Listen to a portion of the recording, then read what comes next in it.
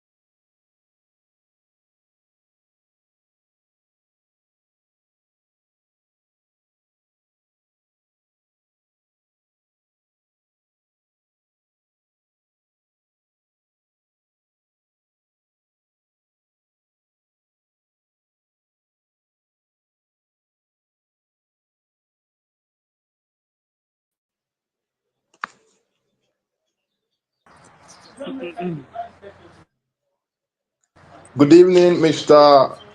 Baji Akura. Can you hear me? Yes, I can. Okay. Can you hear me too? Okay, your mic is a little bit low. Can you get close to your speaker, your microphone, please? It's going to have a weird effect on my face on the screen, but can you hear me? Okay. Okay. I can hear you. I can hear you now. Oh, Good that's good. evening. That's Good good. evening. Yeah, very clear. Very clear. Nice one. Nice one. Good evening, Mr. Baji Okay. Akura. Nice to have you. Good evening, sir. Good evening, sir. So how's been your day? So far so good. I'm actually at another football game as we speak. Oh wow. Yeah. In Abuja, Yes. So I'm, In Abuja, right? yes. Yes. Oh, Yes. okay. What's the football game about? Is it an NLO or a friendly match? A friendly match. A friendly match between a Oh,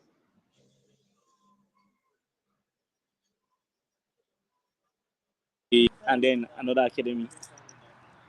oh, that's nice. That's nice. So I came to watch my older brother. He plays on one of. Oh, that's lovely. That's lovely. One for the future, right? Yeah. Well, right now it's Project Mbappe now. This is more of unprofessional football, I guess. Yeah, that's good. That's good. We need to catch them very young. We need to catch them very young. So Yes. while we wait for the other guests, we'll just delve into our topics for today. Because we are going to talk about all the trending stories across the globe. We'll do that as fast as we can because we have just 1 hour for the show. Then we're going to predict Okay. all the all the Premier League games and the La Liga games. So that's all. That's all for Okay. today. Yeah. My Yeah. knowledge So of La Liga is quite sketchy though. I basically I am pro Premier League. The La Liga games are basically revolving between Madrid and Barca. The rest of the that's teams are low. really not teams that I follow. No problem. I will also give my prediction because I'm also versatile with the La Liga game, so I'll help you in that. So it's not just going to be only you. No, Hopefully. I know a bit of what they do, but like it's not the league I follow. Okay, no problem about that. All right. Without wasting further time, let's just go to the first topic. We're going to be talking about Martinelli in Arsenal. The other guest is an Arsenal fan. He would have been in the right position to talk about this topic very well because he's an Arsenal fan. So, but I think you know Martinelli and his Arsenal situation with the coming in of with the arrival of Eze and Madueke. What do you think the future holds for Martinelli at Arsenal? What do you think should be the next step for Martinelli at Arsenal? Okay. Most teams are not united, which is a good shade for us. We have been sentimental with our signings for like several years. Even departures, before a player leaves United, he often goes for free or goes when it is clear that this person has no longer a future in Europe. So I don't think Arsenal, the way the club is run, especially with Beta as their sporting director, I don't think they have the time to slack on players like Martinelli.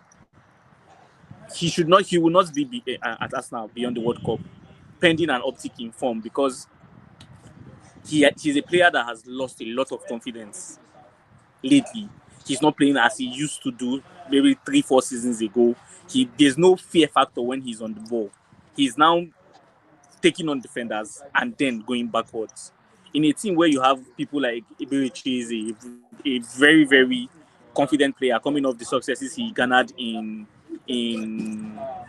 Crystal Crystal Palace, Palace. and yes, he has been bought for not necessarily big money, but he's an Arsenal boy, a Highland Academy product, and then he is one of the futures of the club. At least he's a project player for them. Someone like Martinelli has perhaps overspent his time at the club, and this is goodbye sayonara immediately after the World Cup. I believe he'll be playing for a new club. It's game over Immediately for him after here. the it's game over for him at Arsenal, says Baji Akura. That's nice. Okay. So, what do you think should be the next step for Martinelli if you are his agent? You're the one advising him in his career. What do you think should be the next step for Martinelli if you are his agent? You're the one advising him. What do you think he should do? Depends on where he sees his future. Now, most Brazilian players, which is not a stereotype, they play for money. Very Okay. few Brazilian players, yes, they play to get out of the favelas, to make that generational wealth, almost like African players too, to be honest. It's people like what's his name, Igalo, that mentioned that football is a business. We are all playing for the money. You understand? So for someone like Martinelli, he has perhaps 3 career options: Spain or Italy, play the type of football that will fit him. Do the big teams there want him? Because you cannot leave Arsenal and go and end up in Torino. It's you have to be aiming. Okay, am I going Juve, Milan, Inter? And then if you are talking about maybe Barca because of their poverty issues, they would want, they may, yes, they may chunk on a player like him for free or a hand-me-down price. But I don't think a team like Madrid are going to be looking for him. I don't see him as a Sevilla type of player or a Villarreal type of player. Then the next viable option should be Saudi. Just go and get as much bag as you want. Because after the World Cup, does he have another 4 years in him to play at the next World Cup? Would football not have evolved beyond him? So these are the things that he must consider. What it's basically what he wants for himself. So do you want to chase legacy in Italy or Syria or La Liga, or you go to Saudi Arabia and just get paid and retire responsibly? That's what do you Okay. think on your part? I okay. I think now you're not asking me. I'm your host, and you're asking me. Yeah, All right. you shouldn't just I hear think my views. yeah. I think I agree with you. It's game over for him at Arsenal because if you look at Arsenal fans, a lot of Arsenal fans that I have, they've already been complaining that Martinelli should. They even prefer Trossard to Martinelli on that left wing. Some of them prefer Trossard to Martinelli. That's how low his stock has gone. So I think it's game over for him at Arsenal with the arrival of Eze and Madueke, and so it's going to be more pressure on him. And I think he just doesn't have the skill set to override that. So I think it's game over for him. I agree with you. I agree with you. I agree with you. Okay, that's good. So let's So go to the next topic for discussion.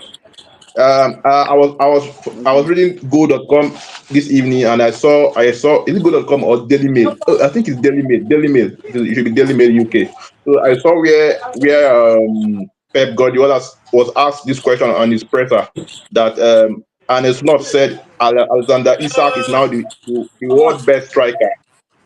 And Pep responded and said he still believes that Erling Haaland is the best striker in his own opinion. I want to put to you now, yes. who do you think is the best striker in the world at the moment? Is it Alexander Isak or Erling Haaland? Um, there are a lot of fallacies that operate within an slot argument. Isak is not the best striker in England. How then can he be the best striker in the world? You understand? It's a fallacy. He is not the best striker in England, and anybody. I first of all respect his coach. When you buy a player, you give him the confidence to know that you're a world beater. I don't think Isak needs to be reminded that he is a class player. Especially his show in his last season has put him in that conversation of a mega superstar. I would say rightly, he's not worth that amount. He's not worth Hmm. 130 million pounds that was paid for him. Not because he's not a class player, but the market is already bloated and inflated. What else would you play for a player of his standing? So yes, it's a fair price based on markets, but we have seen better players. He's not as lethal as Ellen is. And then Ellen has been doing this consistently for the past 5, 6, or 7 years since he was at. Let's even say since he was at Salzburg when he was playing in the Austrian league. I don't know whether that was his club. I know this Red Bull Corporation Yes, before in leaving to Salzburg. You are correct. Portugal. You are correct. Yes. Yes, yes, you are at So Salzburg. You are correct. he has been, to use the contemporary youth balance, he has been a bagsman since then. Isak Isak struggled a lot, even within Dortmund. Isak struggled with Sociedad, not necessarily. He was just finding his feet in football. So for that type of player, there's this thing we call in when you run, they call it cantab. I know you must have heard that term before, where somebody goes beyond you, and then if Yes, yes. Isak, yes, if Isak and Haaland are running the same race, if it seems as if they are running the same race, it is because Haaland has cantabbed him twice, and then they are running in the same spot. Not because Isak is meeting up to Haaland, but because the race he's trying to catch up. Haaland is by Hmm. far the best striker in the world. without comparing. And I think if I were to go for second, though it's not his natural position, the next obvious choice should be Kylian Mbappe, the Golden Boot winner from last season. The only reason why I'm not going to rank him above Haaland is because that is not his primary position. Natural position, yes. Yes, he plays it out of necessity, and then see how well he's doing. So I would advise Alexander Isak to be aiming for the Golden Boot this year before he can enter that conversation. Perhaps he should win it Okay. in England before he can win it in Europe. All right. You should win it in England before you can win it in Europe. Okay, let's. Do you think Isak will be the best signing Liverpool ever had since Mo Salah? What do you think? Once again, I always like to bring it back to the United picture. In 2009, when we sold Ronaldo, I think that transfer window will replace Ronaldo with Obertan and Michael Owen. Yeah. Though we had a settled team, a relatively settled team then. But Isak's signing is in preparation for Mohamed Salah's departure. I'm Yeah. saying because when he leaves, they don't need to be thinking about the next the next big team. No, they will just get a winger that will reshuffle the team. They have Cody Gakpo. They have people that will just slot into key positions. The problem with United's philosophy is, till date, we are still looking for midfielders. We have not replaced key players in key positions. But with Isak now, Liverpool do not now need to start looking for a superstar immediately Salah departs. All they need to do is to find a player who will not be coming with pressure, because Isak would be doing that for him. Isak will be taking all the pressure, perhaps all the acclaim if he plays to his standards. He will be the media darling, the cup favourite, as Liverpool tend to term their. Sorry for the sound overlay. Like I said, I am at a football match, so that is where the noise is coming from. Isak is there to deflect. They are not going to be going for a superstar to replace Salah when Salah leaves, because they already have one in the team, and is good foresight, good planning, and then good business from them generally. All right. Thank So you yes, very I much. agree. Yeah, I like that. I like that. Your idea. I like your analysis on that. Let's move to the next topic. Without wasting time. Nottingham Forest sacked their manager this week. In person of Nuno Espirito Santo, and replaced him with Andre Postecoglou. So, what do you think? Can Postecoglou excel at Nottingham Forest? Do you think, with what you saw him did at Tottenham, do you think he's going to be a better manager than Nuno Espirito Santo? What do you think? Just give me your idea. Just give me your analysis. My brief answer, without foresight or experience, because I'm not a football person, based on I am not in the boardroom making experienced decisions as Nottingham Forest. I think their sporting director worked with Arsenal before. What's this man's name? Edu. Edu. So I am not Edu, but I feel this is a colossal mistake.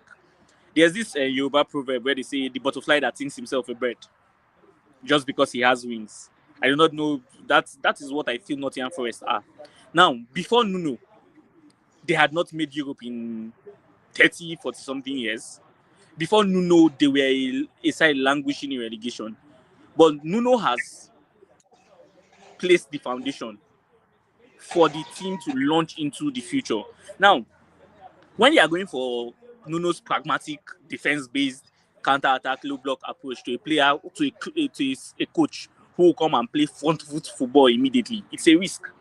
Now, it can backfire or it can succeed. So it's a 50-50 decision. But me, I'll say 60-40. It leans more to failure than to success, because Nuno's team was built to play one style of football, and then you're bringing in another coach that would aim to play a radically different style of football. The good thing about it is that they have good players, and perhaps they have signed plenty. They signed a lot of players. Some of them will need adjustments. They would give him the time. And like he proved against United, sadly, he wins in the second season. So for me, I would say this is a free hit. For Ange Postecoglou, is a free hit. He should just try and maintain standards. Do not try to excel. So the expectations for me, personally, for him are low. Except for tomorrow, because tomorrow I expect him to give me a result. The new manager bounce and all that. But let's see. That's my thoughts on it. All right. 60-40. Uh, Yes. all right, all right, all right. Thank you. I hear you very loud. I hear you very loud on that. I hear you very loud on that. Okay, let's go to the next topic because we want to keep it at 1 hour. Okay. Amorim has just finished his presser. I don't know if you watched Amorim's presser today. I don't know if you No, watched Amorim. I am more of a reader, so I read some of his comments on Fabrizio's page. Oh, So okay. So he said he's going to start Arthur Bainda in goal for Man U. So what do you think? yes, Do you think that he should have throw in the new goalkeeper, what is his name again? Sane Lamens. Sanelame into the lineup instantly. Why do you think she just tell me, just give me what do you think? Do you think is the right decision for him to still keep on using Balinda? Why we have a new goalkeeper that just gone coming for a big money from Belgium? So what do you think? Now, if hypothetically Sane Lamens had played plays on Sunday or had played on Sunday, let's because I'm speaking now with the authority of the coach's confirmation that he's not going to play. If he had played and he had put in a good performance, it could have been a confidence booster for him because he'll be playing against the best forwards in the league, one of the best forwards in the world in Erling Haaland, and then a very, very good City team. It would have been a statement for him to tell the fans that I am here and I am a safe pair of hands. But then, remember the Onana incident? Onana had a very good preseason with United when he signed. And then I think his first game at Old Trafford was Nottingham Forest, if not the first match of the season. I may be misremembering facts, but Yeah, I think you're right. Onana's yes, Onana's duration or his stay with United, it ended as it began. You understand? It is very hard. It takes the toughest mentalities to come into a league as big as the EPL to play for a team as big as United and then go through a baptism of fire where you may be burnt and then survive it. Because immediately, if he had played and made mistakes, the media would be immediately on his neck. I think the same thing is happening to James Trafford. Trafford was a very good keeper in the championship. And then he was a City Academy player. And then after taking the step up to the to City from signing him from Burnley on a cut price deal, immediately after the mistake against Tottenham, are you seeing the narratives about him? So that is the risk that we risk taking by playing Sane Lamens, especially in that game. If not for Onana's unheroics or villainy, perhaps we would have said, he'll be playing in the Carabao Cup fourth round, and then we will see him there. But we don't have that luxury again. So I expect to see him at the FA Cup, or if Alte cannot pin down the starting spot, because there's no hurry. I personally love Alte, especially for his distribution. I know he's not a shot stopper, and I don't expect a fish to fly. So we should just protect him from the defense and then allow him play his game, which is his strength, until Sane can take over. All right, thank you very much. I hear you loud on that. I think I also agree with you. I think, I mean, as much as a lot of us United fans would have loved to see the new goalkeeper take on the position against Man City. I think it's not a sensible thing to just rush him into the scene. So I think he should be slowly integrated into the starting lineup. Which I think Yeah. that's what Amorim is trying to do. So I hear you loud and clear on that. Okay, let's go to our final topic before we go into the predictions for EPL and La Liga game. Where do you Okay. think this Sunday is going to be the big one between Manchester United and Man City? So I want to ask you now, where do you think that game will be won or lost, or where do you think the game will be won or lost for both teams? Uh, I would have said, well, it's not a hypothetical, so it's a straightforward question. The goalkeeping department won because I think I was checking statistics lately and I saw United have taken the most shots in England, yes, if I'm Yes. correct. Either the most shots and then generated the third most XG. And then City have been one of the lowest performers for XG and then shots. Yet they have lethal finishers like Erling Haaland, who proved it against Wolves in their only good game this season. Now, this is the question. truth is, Bayandi, especially with his corner kick deficiencies and all that, is going to be targeted. Especially now that the coach has confirmed that he's going to start. On the opposite end of the pitch, we have Donnarumma, who is coming to a new league, but is an exceptional shot stopper, who will then be coming up against an attack, which I hope is fluid, and then on track on that Sunday. So he's going to have to be at his best shot stopping abilities, especially if United have the type of game that they are capable of. Especially if Bruno is pushed further forward and we start with a primary striker. In fact, the blessing in disguise that the injuries to Cunha and Mount is, if Amorim is bold enough, he can play Mino and Casemiro in a midfield that I feel we will lose because City's midfield is better. Then it's just going to be the goalkeepers that are going to decide the day.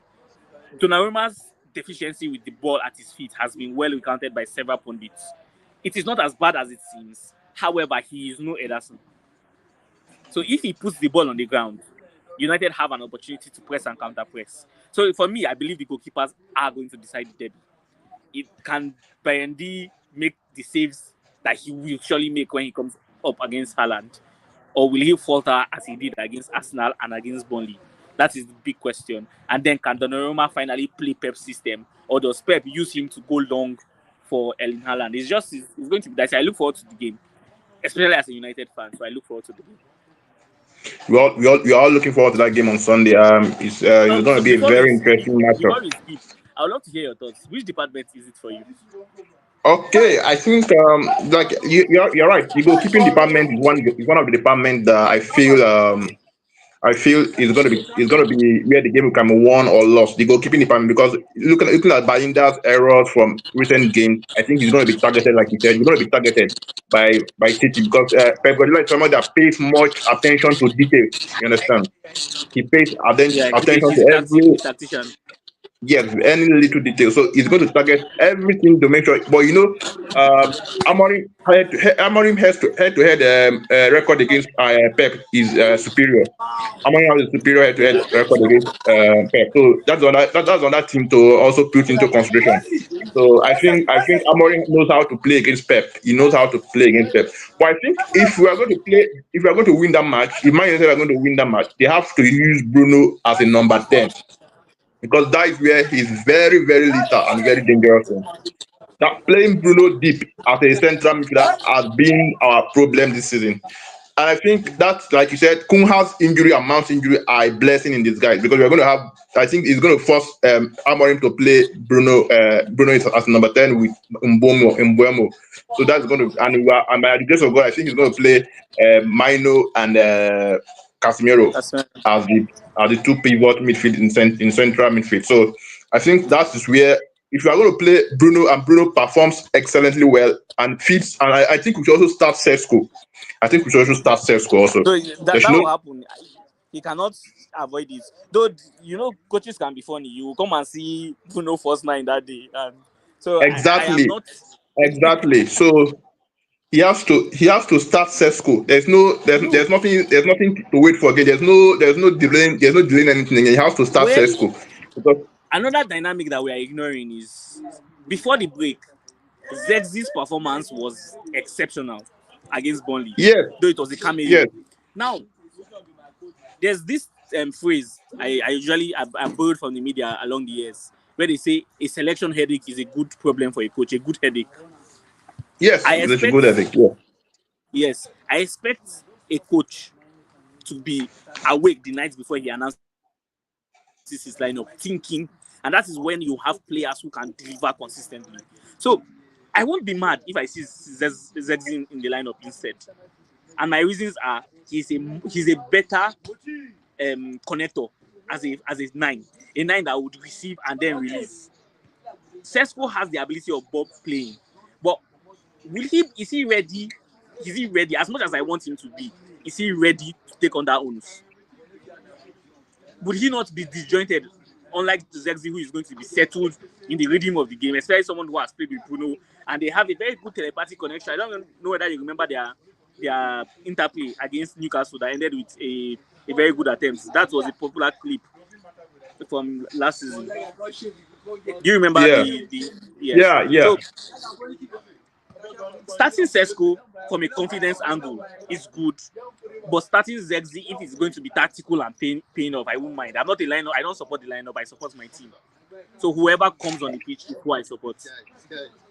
All right, I think that is where we Manchester United fans are going to be hoping that Amorim brings his best lineup against Man City on Sunday, and whoever is selected should give his best that day. So let's move to the predictions for the EPL game. We'll start with the Arsenal versus Forest game. What do you think? Who do you think Okay. will win the day? Arsenal versus Forest. I'm not a betting man, but if I were, I would say I don't expect Arsenal to put up an exceptional performance. If they do, it's going to be a surprise to me. I believe, but these thoughts now are motivated by them playing Nuno, especially as Nottingham Forest had actually started the season well. I expect a low-scoring encounter, 2-1, 2-1 in Arsenal's favor. However, Okay. if there is a probability of a surprise, I believe the Nottingham Forest team can pull it. And then it's going to be very, very, very dicey. It's either 2-1 in favor of Arsenal or 2-0 for Nottingham Forest. Wow. It's either Predict. 2-1 in favor of Arsenal or 2-0 in favor of North. Oh, that's good. That's bold. They That's good. say this is what the betting men will call 12. So, Yeah. yes. Yeah. So let's go for the next game. Everton versus Aston Villa. Who do you think will come out on top? High scoring encounter by Premier League standards. I expect free flowing football. I don't know who is going to take the day, but 2-1 in either side. It's going to be high scoring for me. I don't expect a low scoring encounter, so 2-1 for either side. Okay. All right, 2-1. Newcastle versus Wolves. Who is your money on? Newcastle. Wow, Newcastle, okay. and then a safe victory. Okay, Bournemouth versus Brighton. Bournemouth versus Brighton. Same high scoring encounter, but this one I expect more goals than in any other game. These are teams that don't have respect for each other. They don't have the need to respect the other. You know, there are games where you see one team try to sit back and respect the other team until maybe the 60th minute, and then they react as the scoreline and then be bold. This is going to be a game that Bournemouth would believe they can win and Brighton would believe they can win. So it's going to be a clash of, especially coming off the high of the City victory, which they just recorded. I would tilt towards Brighton, but they are Robin Hood. They will steal from the rich and give to the poor. So let's just leave it high scoring. High scoring. Yeah. All right, that's good. Fulham versus Leeds United. Fulham versus Leeds. Fulham versus Leeds. I expect Fulham to win. Fulham to win, Okay. and both teams may score. Okay, Fulham to win and both teams to score. Crystal Palace versus Sunderland. I think this is going to be a Crystal Palace win for me. Yeah, For same me, here. Same here. Those Crystal Palace Sunderland versus have been able Okay. to pull up surprises, especially against West Ham. Yeah, Crystal yeah, Palace, but I football think is not alchemy or mathematics, but this is the team that did brilliantly against Aston Villa, which nobody expected. yeah. I didn't expect it. So if I see them flounder tomorrow, I would give them the victory, like you said. But let's see. Let's see. Okay, West Ham versus Tottenham. West Ham versus Tottenham. I don't trust Tottenham in anything. That is why the Europa League final will be a pain I would always hold there. I have never, since I started watching football, been afraid of an encounter with Tottenham. There's something they call being Spursy. They have the ability to let you down. It is India. It is about sport. I think it was Chileni who said this after a match between Juventus and Tottenham, where it was like, it's the history of Tottenham. You understand? So inherently, I expect failure from that team. I never expect to be let down. So West Ham, a draw, but West Ham will play better than they should against their London neighbours Chelsea. Okay, Brentford versus Chelsea. That's going to be on Sunday, right? On Sunday, Brentford versus Chelsea. I am a hater. So and I own it with my chest. That's one of the reasons why I don't play fantasy. I cannot carry a team and say, "Oh, let Palmer perform." So still, I expect Brentford to give me a reason to smile. A Chelsea loss is a victory for me. So I am hoping, Okay, yes, I am hoping they lose. So I would okay. say, worst case scenario, let it be a draw, 2-2. All right, all right. Burnley versus Liverpool. We are going to receive a nationally televised massacre. Yes. Wow. I don't think coming off the type of window that they have, Liverpool would not want to sleep up against Burnley. It is either going to be a 1-0 victory for Liverpool or a complete whitewash, a complete beatdown. I'm talking the type that the referee starts, doesn't give extra time. That may be the type of match. Are we still on? Hold on. Okay. All right. I hear you. I hear you loud and clear there. Okay, the last match, which is the derby, Manchester United. Manchester City versus Man United. I know you are a Manchester United fan. I'm a Manchester United fan. We all want Manchester United to win. So let's hear your honest opinion. Let's see who do you think will come out on top that day. United.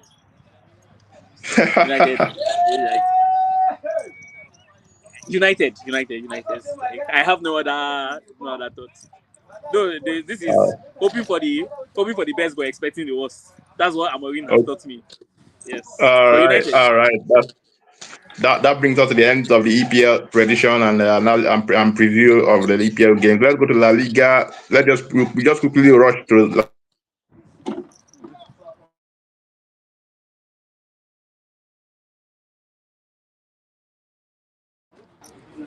Is this for my?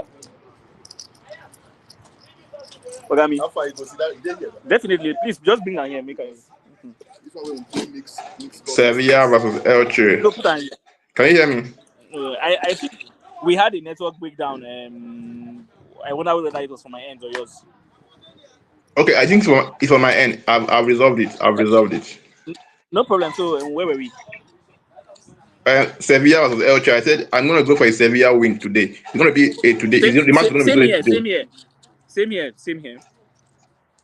Okay, what's the next game? Getafe versus Real Oviedo. I think Getafe are going to also win this one. So Real, by the way, their team just came up from the relegation, so I don't think they have what it takes to. They're going back down. They are going back down. Now, Real Sociedad versus Real Madrid. I think it's going to be a Real Madrid win also because Real Madrid have started brilliantly this season, and I think there's no stopping them under Xabi Alonso. I think they have been brilliant under Xabi Alonso. I think there is no stopping them. I expect Madrid to win, but I'm predicting a tight game. Sociedad is no walkover. Okay. Athletic Club versus Alaves. I think it's going to be a dicey game. Anybody can win this game. So if I'm going to be staking on this game, I think I'm going to be staking on anybody to win. Anybody to win. That's the spread. No, for me, I would lean strongly towards Athletic Bilbao. Okay. Just because of their attacking prowess, they have that. Though Nico's injury, I don't know how serious it is. He suffered an injury against Turkey, so that may be one to watch. All right, Atletico Madrid versus Villarreal. I think it's going to be if Atletico Madrid. I think they've not won any game so far this season. I think if they need to start winning, this is the kind of game they have to start to win for them to kickstart a run of good form. So I think they are going to try their best to win this game at home, and I think it's going to be a 1-0 win for Athletic Madrid. Okay, but Villarreal have started strongly, so I do not expect them to waver under Simeone's very defensive approach. So let's have a high-scoring encounter with a Villarreal win, maybe a 3-1, 2-1. Okay. Celta Vigo versus Girona. This one I think Celta Vigo, they either win or they draw. I don't see Celta Vigo losing this match. That's my own take on this game. Girona have fallen. They are falling like the Nigerian economy. It's sad. Yeah. Very bad. So let's go to the next game. Levante versus Real Betis. Betis to me. Betis to me because I'm rooting for them. They have my boy Anthony. So I've been now. they are my people. Yeah. Osasuna versus Rayo Vallecano. Low scoring encounter. I may be wrong, but Osasuna with is it Ante Budimir? That's their points man. Yeah. Ante Budimir. They usually most of his. I watched his 17 goals last season. Most of them came from penalties in very low scoring games. So let's see. What do you think? Okay. I think it's gonna. It's also, I think it's gonna be a low scoring game, but I think Osasuna we take the day. Maybe a 1-0 or a 2-1 win. Just something, just Hello. off the scruff of their teeth. You understand? Okay, okay, yeah. By the skin of their teeth. Yeah, Skin we of win it by the skin. skin of their teeth. Okay. So let's see. The next game is Barcelona versus Valencia. I think it's gonna be a straight win for Barcelona. There's no doubt. It's gonna be a straight win for Barcelona. There is Especially after the no. slip up from last week. Yeah, it's gonna be a straight From win for Barcelona. last game week, rather. For Barcelona. I don't see anything other than a straight win for Barcelona. If you're a punter and you're watching this, just go for a straight win for Barcelona. There's nothing you can go. It's just a straight win for Barcelona, and you cash out and smile to the bank, thank us, and pay your Okay. tithes or pay your tithes to Yes, us. yes. Yeah, 10%. Espanyol versus Mallorca, the last game in La Liga. Espanyol versus Mallorca. I think it's gonna be a draw. I think it's gonna end in a draw. Okay. Mr. Mike. Mhm. So we are Espanyol versus Mallorca. okay. Espanyol versus Mallorca. I have no thoughts about it. I think it's I'm going to just end in the expecting. draw. Okay. I think it's going to end in the draw. I see it ending in a draw. I see it ending. So with that, we have come to the end of our brilliant and awesome and entertaining show for today. Thank you very much, my good friend Baji Akura. Nice to have you today from a stadium, watching your brother, and hopefully we're going to watch him in Manchester United very soon. Someday, inshallah. So All right, I would have televised the game for your audience, but my battery is low, so no problem. later. No problem. Maybe next time. We'd like to have you next time on the show, very soon on the show. So we'll have No problem, no a problem. proper show very soon. I look All forward right, thank to you very having us much, live and then. do Thank you so enjoy much. the rest of your day. Do enjoy the rest of the day. Thank So you, thank you. goodbye. I intend to enjoy it. So that's the team, and those are the players All setting up. right. Yeah, I can see it. I can see it. What is this in Buhari? Is this Buhari?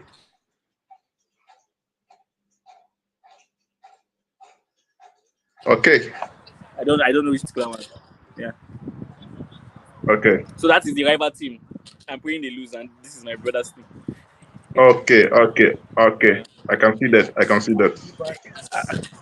Yeah, Lungi All Bang. right. So All right. Have a nice day, yeah, boy. do that. Akura. Yeah, I am in for a very good show. All right. Enjoy yourself. Yeah, thank you.